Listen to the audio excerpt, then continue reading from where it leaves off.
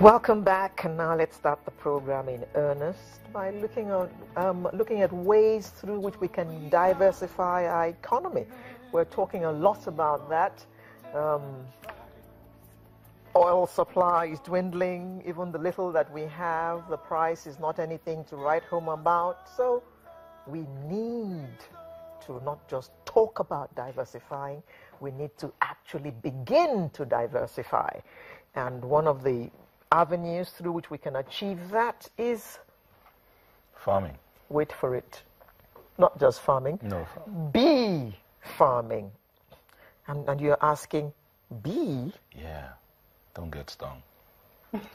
Yeah, okay. Well, we're going to learn a lot about that this morning, and we're going to learn how you can actually make money from rearing bees, collecting their honey, without getting stung. Annie Basieyo is CEO of Lani Group and co-founder Sehai Foods. Good morning. Good morning, Alera. And he's come along with the head of operations, Edwin Aguda. Good morning. Good morning. Now, let's start from where he chose to start from, the stinging part. How do you work with bees and rare bees in the quantity that you all do, and you don't get stung? Well, good question. So I don't get stung because even when I do an oversight visit, I would wear a proper outfit. Ah. Yeah. But the way we work, like you did raise a very poignant question, which is how do you rear to ensure you meet the sort of supplies that you need to achieve. And beekeeping is very fragmented in Nigeria. It's very much done at the grassroots. So the way we have at Sehai Foods is to set up an outgrower scheme, cooperatives. So we have cooperatives set up in 3 of the geopolitical zones where we're sourcing directly from the communities. So we build up the capacity at the very, very granular level. These are women farmers, these are grasshold economic holders who sometimes are not just beekeepers, but they are also farming yams and tomatoes or whatever particular crop. So we've set up our grower scheme at that very granular level, who then supply into our co-op structure. I see. So they are beekeepers among other things that they do. It's not the only thing that they do. In Nigeria, you'd find that people who are in the beekeeping occupation, as it were, either do it for passion, or are farmers in Nigeria are diversified. So people farm tomatoes, they farm yam, they farm maize, and beekeeping is usually an added on to it, because the harvesting of honey and the bee products, bee byproducts, is not something that occurs all through the year. It's something that happens 3 times. And then with beekeeping, you're not really having to spend time to cultivate the farm, as it were. You know, if you're growing yams or tomatoes, it's something that you have to keep doing the ridges, you have to water it, etc. That's very dissimilar in this particular value chain. So it tends to be an additional source of income, and hence the need for us as a government, as an economy,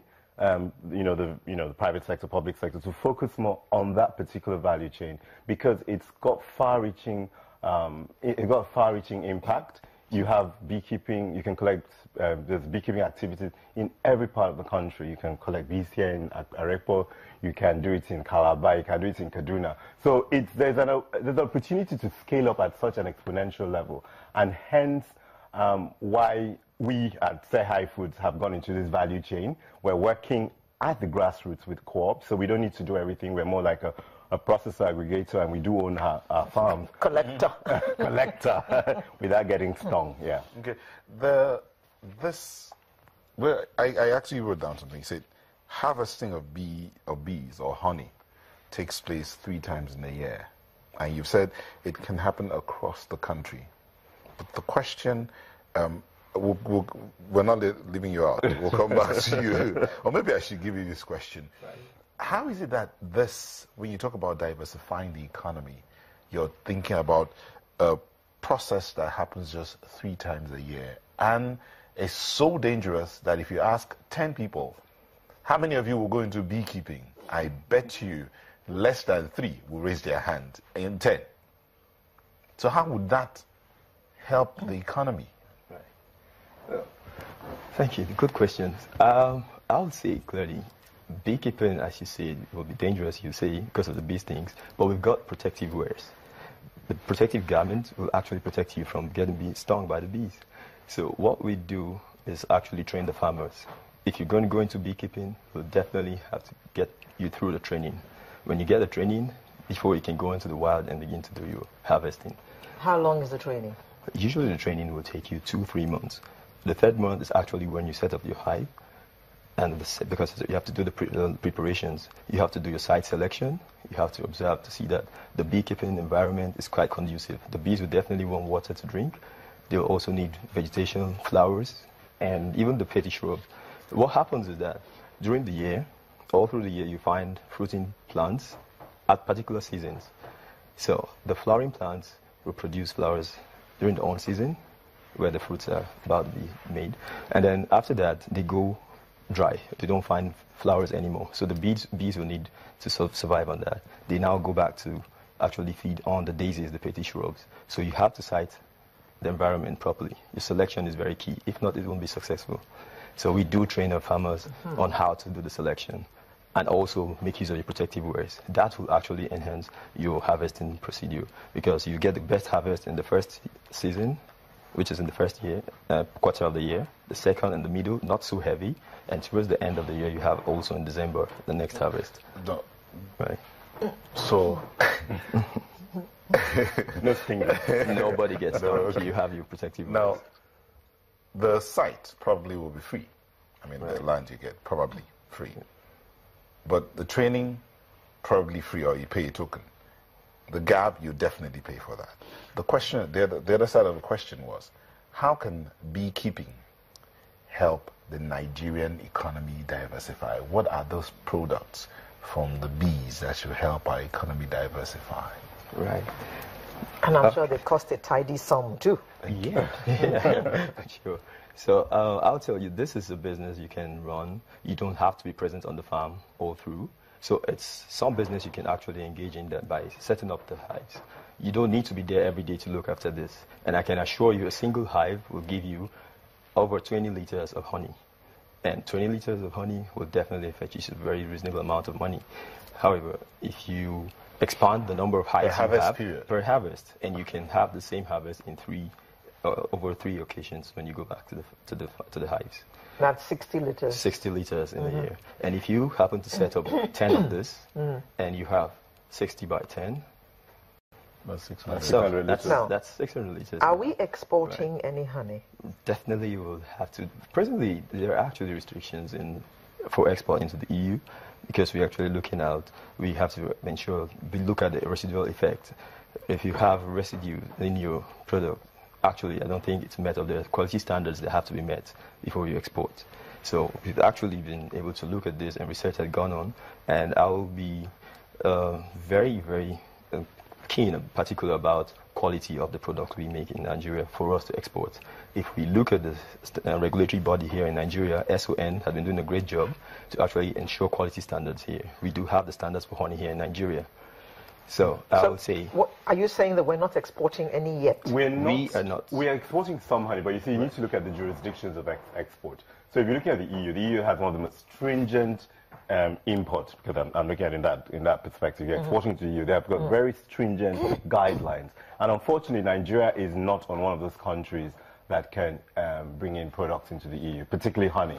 So one of the things that needs to happen, and which I think is in the press this week, is like what Edwin has just said now. It's about residual monitoring plans. And at Sehai Foods, for instance, we are almost at that ready where we'd be almost ready to export into the EU once that embargo is lifted, because we have built very strong, robust quality assurance down to the farm level. So we know where each liter of honey is coming from. We know the farm. We understand the peculiarities of the environment. We trace at site, and in the lab is that other things like chlorophenicol, which are things on the EU list, other lead or phosphorus. Because don't forget, the bees are taking nectar from the flower. And if there is, like, for instance, there's been a lot of talk about Ogoni cleanup. So say it was a hive located in Ogoni land. Of course, by default, your honey would be exposed to benzene, which is in the environment. So what we do, and I think this is where the value add of a company like us is as opposed to other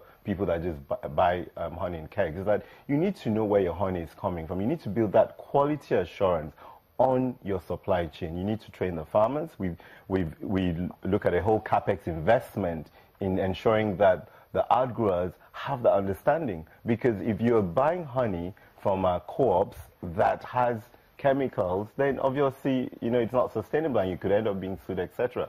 So for us to be able to export efficiently as a country, this is where the regulator needs to work with the NABG, which is Nigerian Agricultural Business Group, work with competent companies that already have had in place sound, robust quality assurance to enable that happen. But I'll tell you something. I was in a factory, a processing unit in the UK, and there were just 6 people, but highly automated, and the annual turnover was £30 million. So people, Ouch. £30 million. There's honey. 6 people. From honey. Yes. Right. So people, and then you see, when you look at the beekeeping value chain, we're just looking at honey. There's honey, there's beeswax. So like our companies at Sehai Foods, because we're doing an end-to-end process, we've got the beeswax. And the beeswax is what you use for lipstick, you use it for pharmaceuticals, is what you use in the heating pan for drugs. So these are, again, at the moment, you've got pharmaceutical companies in Nigeria bringing in beeswax from abroad because the local environment had not sort of come together to process and provide suitable raw materials. And lastly, there's propolis. Propolis is very high end. It needs to be collected in a very, very regulated and sensitive manner so that it does not and that's more expensive than the honey. It is much more expensive, far more expensive. Now, what kind of tests do you perform when you collect the honey from the various farms? Well, that's where we come to ensure quality. We actually take samples into the lab. You can carry out physical chemical test. The physical chemical test is actually done in lab. You can't do this physically in the field as an individual. So when you take this in, you're able to find out what percentage of reducing sugars are available. That's quite a key factor, so we can tell if the honey is adulterated. So if you happen to come across honey in the open market, just before you go on, how does honey get adulterated? That's an interesting one. This is what happens. Honey is actually a viscous material. So what's there is that people actually could go down to boiling molasses, sugars, and then it comes up in the viscous material, and you can easily mix it up. It appears that. And it happens. It's very peculiar, and I can't mention it on TV now, but in certain parts of the country. Isn't that caramel? Yeah, it is.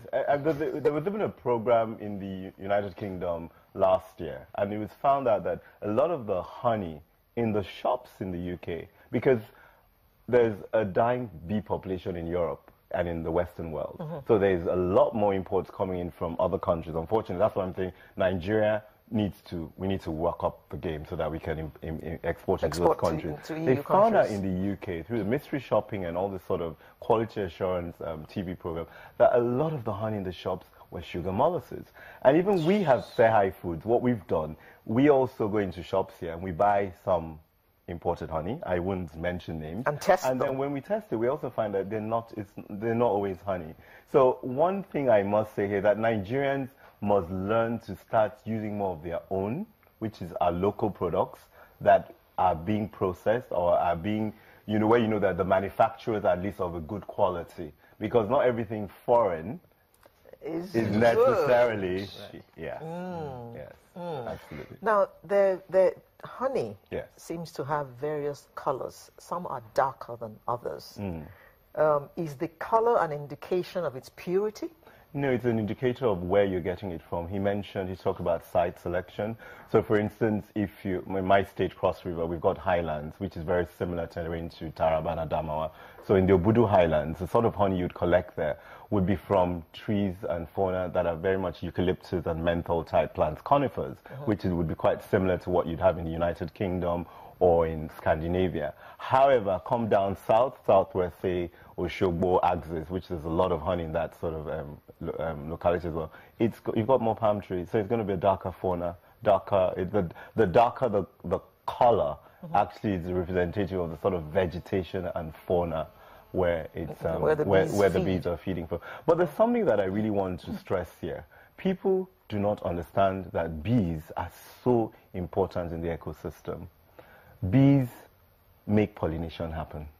Have we realized that? A lot of people don't realize that. So we're talking a lot about agriculture in Nigeria. We're talking about the cassava chain. We're talking about other value chains, but we're not focusing on the primary chain that actually enables everything to happen in that ecosystem. So the conversation is sort of missing the catalyst. And that's why beekeeping is, if not for anything, most countries really safeguard their beekeeping industry because they know that it must be sustainable. So you don't just kill the bee population. The bees will make those pollinations happen and enable your harvesting and your yields and the cross-fertilization to occur for those who really understand things at that particular level. Okay, so you've talked about location or locating your beehive and all, but how do you attract the bees? If someone now is listening to this conversation and says, okay, let's see, I want to go into bee farming. I mean, if the bees can produce beeswax as used for all the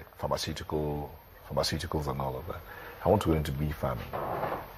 I get my location, but how do I attract the bees? Or do I go and buy the bees, or just catch one bee and throw it in the And it'll have babies. So let me just, because I think the value chain also is there's a lack of understanding of the value chain. So there are farmers, and that's the way we are structured in our company. We've got the farmers who we've trained up and who we continuously train so that they understand and they're sort of backward integration. So they do all the supply, the farming. And at that level, you know, there will always be bees. There are bees. We actually are in Africa and we are blessed. African bees are actually very aggressive. They produce more honey than any other bees in the world. That's why they sting harder. So there are things that will train you during that initial training seminar that when you come into our co-op. And as far as your farming, as far as you put your hive in place and it's well structured, trust me, it will happen. It's a continuous, because bees are everywhere, you know. That question again. Yeah. How do you draw the bees to your hive? They are everywhere. I mean, if I go out there, I might be able to catch one bee flying around, but how do we get the bees to come into... I am sitting there and I want to go into bee farming. I want to do this. I don't want to buy adulterated bees. I mean, honey. I want to farm for these. So... when you want to catch an animal, for instance, you set a trap. Oh, yes, you set up a hive, which was what you were just saying. That's basically it. You need to set up a hive. Describe a hive and how it works to attract the bee. Right. So it's going back to set up your hive. The hive is actually a box of 6 inches length by the reach of 12. That's the smallest minimum size you can get. And you can bat this hive with the honey itself from the previous harvest. The residue in the bee honey has got pollens and also the nectar actually of the previous years. These bees would actually come back to feed on them. So the bait in the hive is honey. So they're coming back to the honey. Correct. Coming back to the honey. That attracts them. That attracts them, basically. And they'll come and set up and form a colony. So if you set up a hive, so basically when you do your harvest, you need to leave, it's almost like, think about it as a capital investment. You make 100 liters and you keep maybe 10 liters to attract a reinvestment for the next season. So that, you know, by the time you bathe the hives and set it up and just leave it, the bees will find themselves there. They will be there because they've got a very strong sense of smell. But how is it that what they produce is what attracts them? Tough question. That's because if you understand the nature of an insect, it's actually a social insect, and it's got the digestive tract, and also got its cavity, not the true stomach. But that's the point where it actually feeds on all of this as a separate segment comes up to mix with the saliva, and you get the process which brings about honey, because it's actually a digestive process which doesn't actually pass through its stomach, its digestive system, but it's a chamber within it. So it's like regurgitating and bringing back that very nectar it has acquired. It collects them from all around the flowers. It goes and then bring them together, mix it up with the saliva, and then brings it out through the same opening as mouth. So So that's where you get the honey. It's not anything. I didn't want to say to the level of detail. It's not anything. This is a scientific process naturally designed by God, you know. Yeah. Yeah. But it's quite the same. It's quite a refined process. Okay. Okay. You're not exporting honey yet. No, we're not exporting, but we will start. We're not. I think a key market will be EU. We will start exporting towards the last quarter of this year. The Middle East markets, because the import regulations are less stringent. There's the AGWA Act, which we would leverage off that in next year. But I just want to say something. You know, beekeeping is one thing, is one aspect of the value chain. You know, there's this whole, you know, at Sehai Food, there's this whole processing aspect where we're aggregating honey from our various co-ops around the country into our processing facility here in Lagos. We set up a state-of-the-art stainless steel manufacturing layout where the honey comes in. We're not putting any additives into it, but what we're doing is that we're cleaning out the pollen. So some of it comes in, because the honey comes with wax. Some of it has pollens, and the pollens are the propolis. So we have a system in place where some goes into centrifuge, you get in extra wax, and that goes into a wax line. It gets processed, and the wax is what you use for candles and other things I've mentioned. Then the honey itself, it's all aggregated, it all goes settled and processed and bottled. We bottle into PET bottles, and we bottle into sachets. So we're one of the we innovative companies that brought in sachets about 2.5 years ago. We're the first on the NAFDAC list with sachets in Nigeria. So it means that honey is now more accessible to the man on the street on the go. Sorry, Alera. I schooled in University of Nigeria, and around us is a community that has a lot of honey. I mean, you just go out to the street, you see them in gallons, OP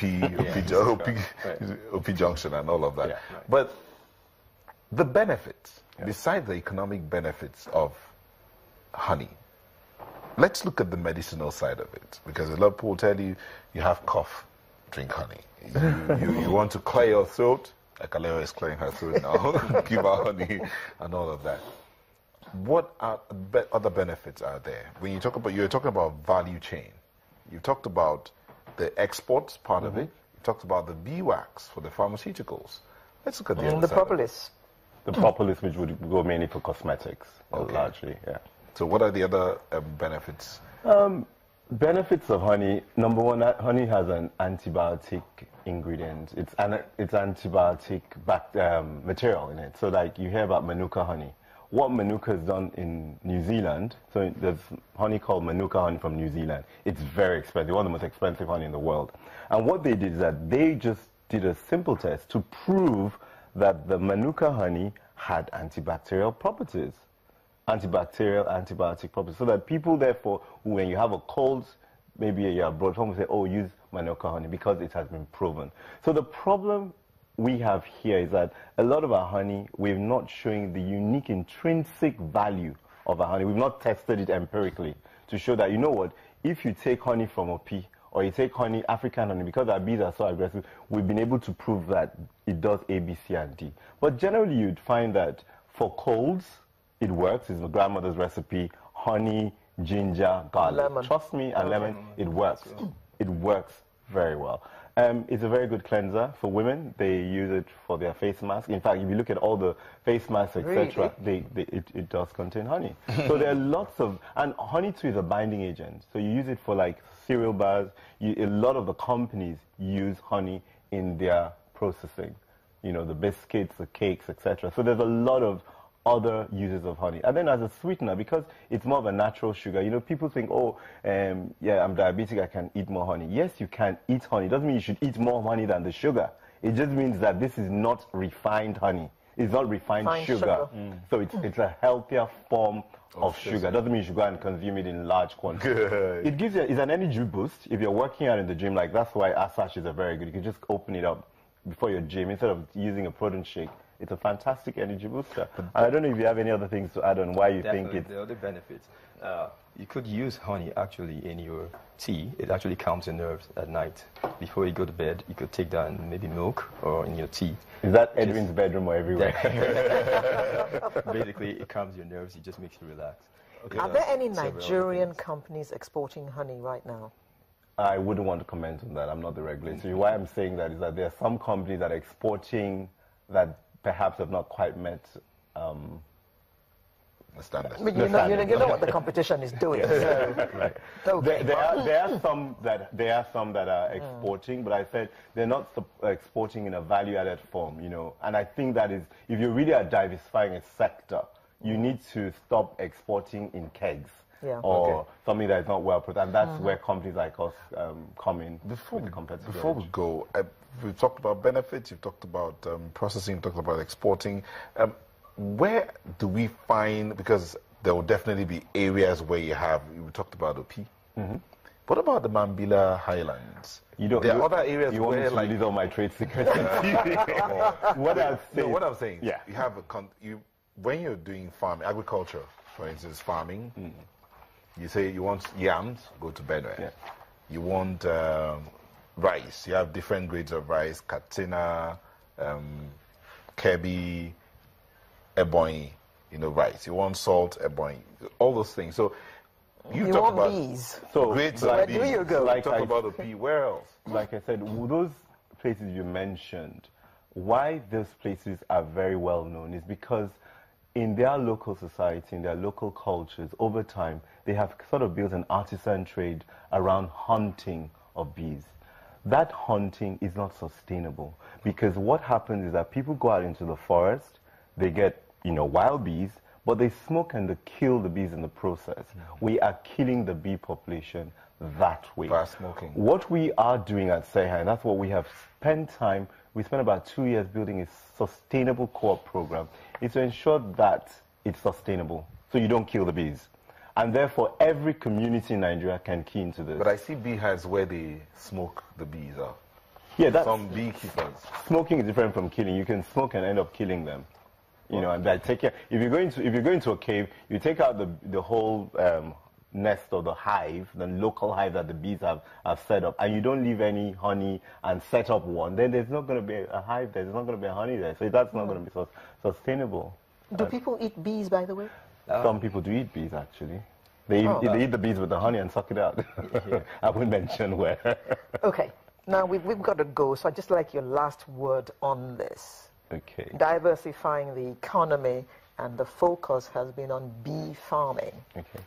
I think my last word would be that when we talk about the agriculture diversification and generating income for the country, we cannot leave out beekeeping because, as I've said, the bees enable the pollination. So whatever conversation we're talking about agriculture, we need to start engaging stakeholders in this value chain because this value chain supports the other value chains.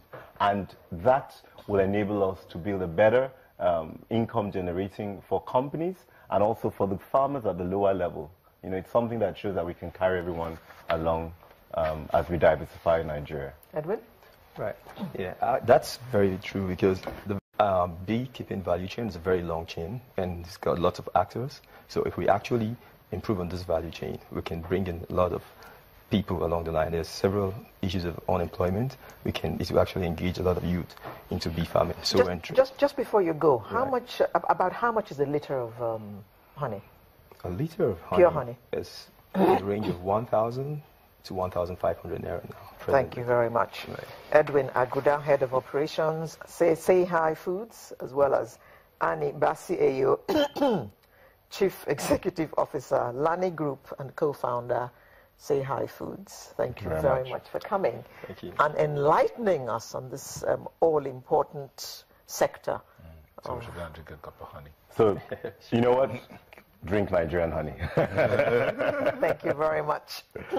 Sunrise will be right back with another interesting conversation. Make sure you're a part of it.